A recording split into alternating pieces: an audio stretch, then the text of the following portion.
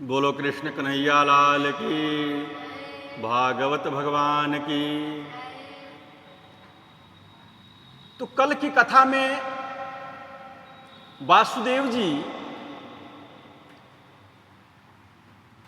भगवान कृष्ण को जो है अपने माथे पर लिए हुए टोकरी में और जा रहे हैं।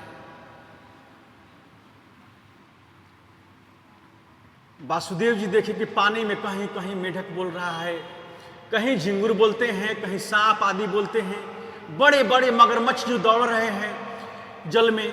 वासुदेव ने कहा कि मैं क्या दिख रहा हूं। मन में बड़े भयभीत हो गए वासुदेव जी, लेकिन चलना तो होगा। जैसे ही जलाशय को पार कर चले तो जमुना जी आ गए। और गोकुल जाने के लिए जमुना को पार करना होता है। जमुना में अंदर जा रहे हैं तो जमुना का जल ऊपर की ओर उठता है। मेरे पति का प्रकट हुआ, मेरे पति का प्रकट हुआ है, मैं तो इनके चरणों का स्पर्श करूंगा। श्री कृष्ण ने अपने चरणों को नीचे लटका दिया, लेकिन यमुना कहती है केवल चरणों के स्पर्श से काम नहीं चलेगा, मैं तो मुखारविंद देखूंगी। कन्हैया बोले लो कर लो बात, मेरा मुखारविंद तभी दिखेगा जब पिताजी पूरे डूब जाएंगे। जमुना जी ऊपर की ओर उठी तो कृष्ण का मुख तो दिख गया। जमुना जी ऊपर की ओर उठी तो कृष्ण का मुंह दिखा नहीं। वासुदेव जी की दाढ़ी पहले ही दिख गई। मार्ग ददो सिंधुरीव श्रिया पते। वासुदेव जी कृष्ण को लेकर आ रहे हैं। जमुना ने गोविंद का मार्ग दे दिया।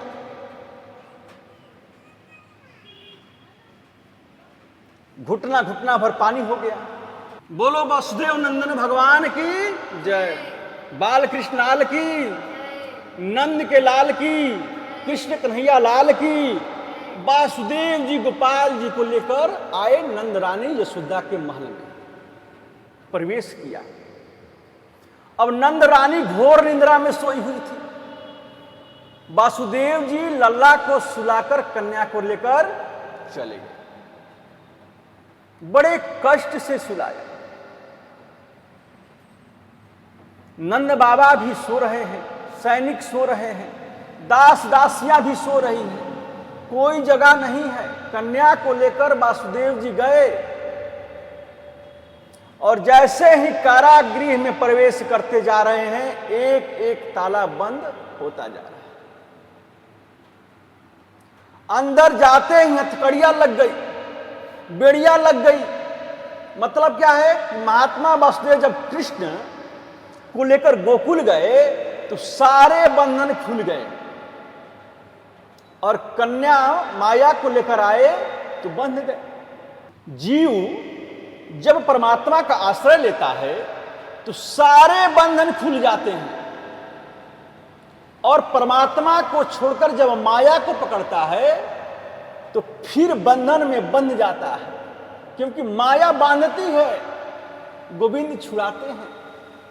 दैवी होशा गुणमयी मम माया दुरत्या।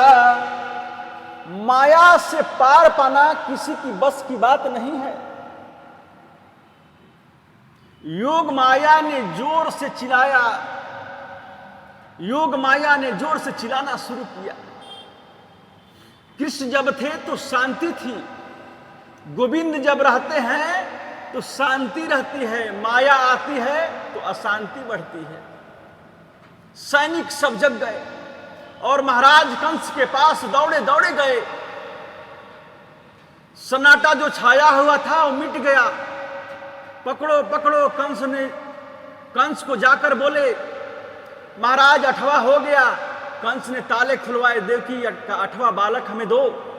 देवकी ने कहा कि भैया मेरे 6 पुत्र को तो तुमने मार दिया, फिर 7वां मुझे मिला नहीं।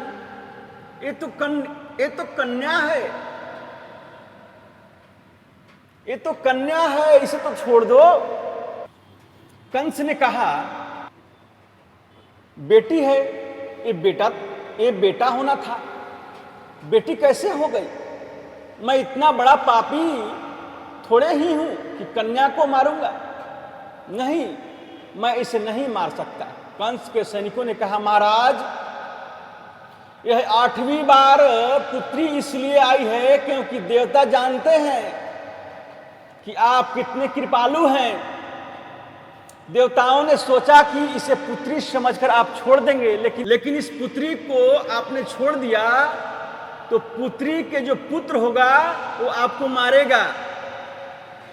कंस ने कहा कि तुम ठीक बोल रहे हो। देवकी रोती ही रह गई, उसकी गोद से कन्या को छीना और धड़ाम से पत्थर पर मारा। लेकिन वो तो योगमाया है, अष्टभुजी देवी बनकर अनंत आकाश में चली गई और आकाशवाणी कर दी कि मया हतया मंद जातः खलु तवांतकृत यत्र क्व वा पूर्व शत्रुर्मा हिंसी कृपणान वृथा। अरे कंस, मेरे जैसे निरपराध बालक को मारने से तुम्हें क्या मिला? तुम्हारा शत्रु जो कृष्ण है उसने तो ब्रज में अवतार ले लिया। कंस ने कहा, हे माता, ये तो बताओ कौन से गांव में लिया? नाम नहीं बताऊंगी, लेकिन अवतार ले लिया ब्रज में। कंस ने वासुदेव देवकी को प्रणाम करके एक बार छोड़ दिया। आपातकालीन सभा बुलाई, कृष्ण को मारने का प्रयास। ये तो हो ही गई, ये तो हो गई मथुरा की बात। अब चले गोकुल में।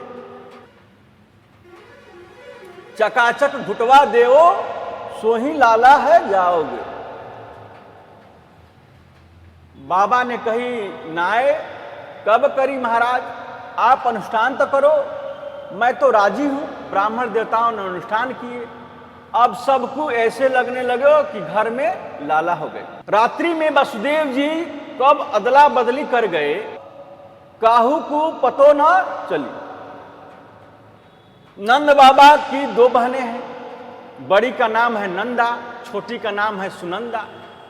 अब नंदा और सुनंदा को एक पता चली कि नंद रानी के लाला हो गए हो, सो 6 महीना पहले ही वे गोकुल में आ गए। ये जो ननद होती है ना, ऐसा मौका देखती रहती है कि भाभी के यहां कुछ हो और हम भाभी की सेवा करें, फिर तो मेवा ही मेवा मिलेगी। इस सब तो खुशी की बात है, ननद भाभी के विनोद की बात है।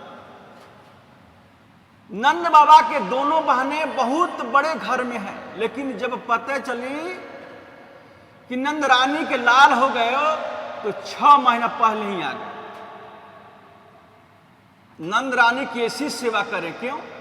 क्योंकि नंद रानी के गले में एक हार है, 9 लखा है।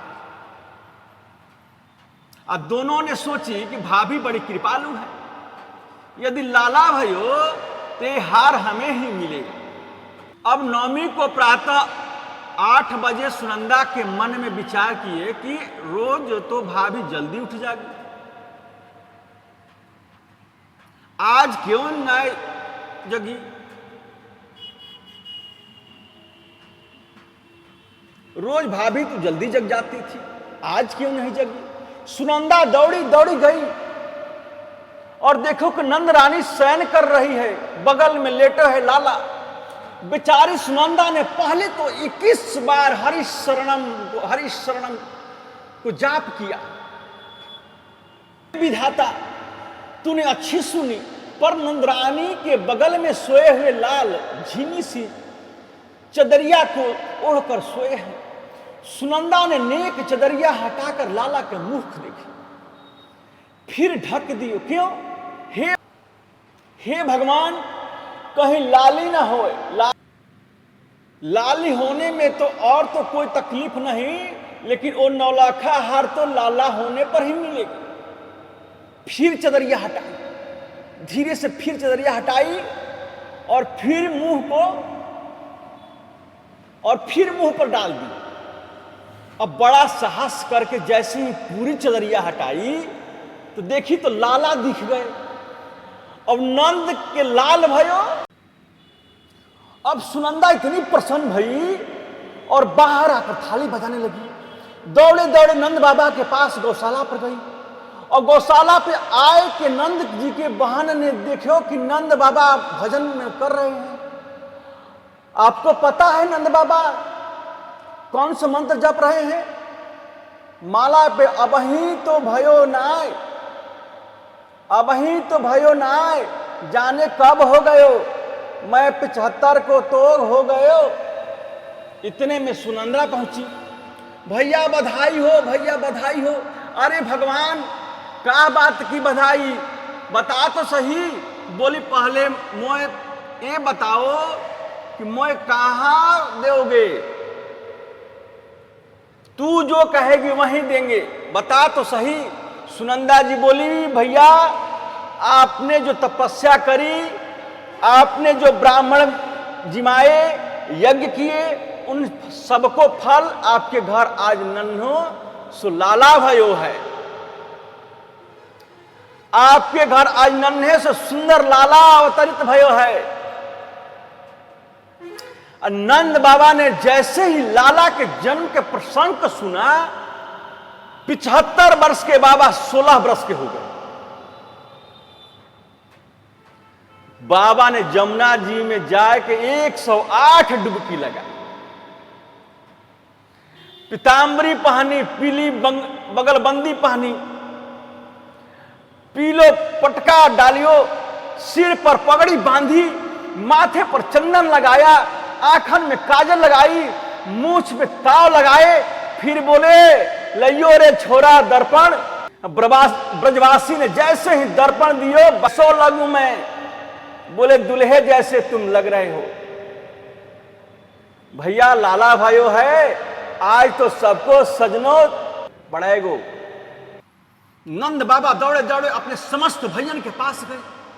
अजी लाला भाइयों है, सब बड़े प्रसन्न हुए। संडिल मुनि 108 ब्राह्मणों को लेकर आए। वाचयित्वा स्वस्त्यन्नम जात कर्मात्मजन्य वै कारयामास विधिवत पितृदेवार्चनम तथा। बाबा ने आकर ब्रह्मा से स्वस्तिवाचन कराया, जात कर्म संस्कार कराया। जितनी गोपी हैं उनकी पता चली कि नंद रानी के लाल भय हैं। जितनी ब्रज की गोपी हैं सबने श्रृंगार किया। जितनी ब्रज की गोपियां हैं सबने 84 गज के लहंगा पहने, सुंदर सी फरियां ओढ़ी, 16 प्रकार को सबने श्रृंगार किया। एक 95 वर्ष की मैया नंदरानी ने लाला भयो है, मैं भी सजूंगी, मैं भी सजूंगी। 95 वर्ष की मैया ने 80 वर्ष पहले जो शादी हुई थी, 80 वर्ष पहले शादी को जोड़ा निगारो। अब 95 वर्ष की मैया को दिखता भी कम है। 16 श्रृंगार किए, लेकिन श्रृंगार करने में गड़बड़ी हो गई और आंख पे लगाने वाली चीज जो है ओठ पर लगा ली और ओठ पर लगाने वाला चीज आंख पे लगा ली। अरे आज नहीं सजेगी तो कब सजेगी? लाला भयो है नंद रानी को। जूती है वो भी सज रही है, वृद्धा है वो भी सज रही है। दौड़ी दौड़ी नंद जी के महल में आ रही हैं सज सज कर।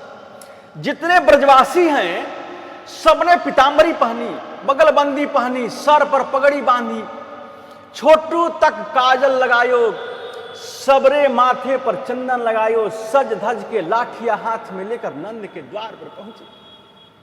गोपिया यशोदा के पास में आई और आ करके बड़ी जोर से यशोदा के बधाई दे के बोली, यशोदा जी बधाई है। सब लोगों ने बड़े उत्साह और आनंद के भाव से बधाई दी। अब जितनी ब्रज की गोपियां हैं सब नृत्य करने और गा रही हैं। सब ब्रजवासी सभी गोपियां बड़े भाव से नाच रही हैं। कन्हैया झूले पालना, कन्हैया झूले पालना, नेक होले झाउटा दिजो, मेरो लाला झूले पालना। नंद के आनंद भयो, जय कन्हैया लाल की, हाथी घोड़ा पाल की, जय कन्हैया लाल की। इतनी जोर को शब्द भयो कि बरसाने में समाचार पहुंचे। हमारी राजा रानी है ना, ये कन्हैया से 11.5 महीने बड़ी। बोलो कृष्ण कन्हैया लाल की। अब आए कथा कल होगी।